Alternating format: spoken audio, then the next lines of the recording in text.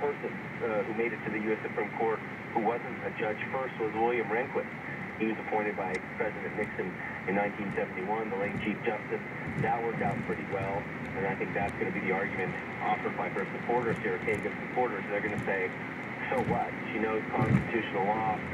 You don't get to be the dean, the first female dean of the Harvard Law School, unless you're a quick study, and you certainly don't get to argue before the U.S. Supreme Court as Solicitor General on behalf of the U.S. government if you don't know your constitutional law.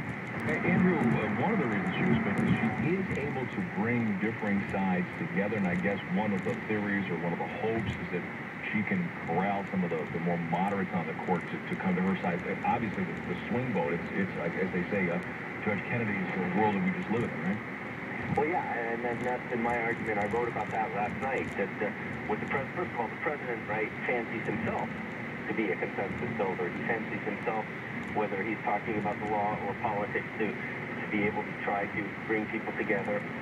He thinks that he sees that in Kagan, and he hopes that she'll go to the court, and if nothing else, try to push Justice Kennedy a little bit further to the left and perhaps take over some of those 5-4 rulings that he almost always authors on the closest cases, on the most controversial ones, and perhaps soften it a bit. But look, let's be clear, one of the reasons why she's likely to be confirmed fairly easily is that she does not change the ideological balance on the court.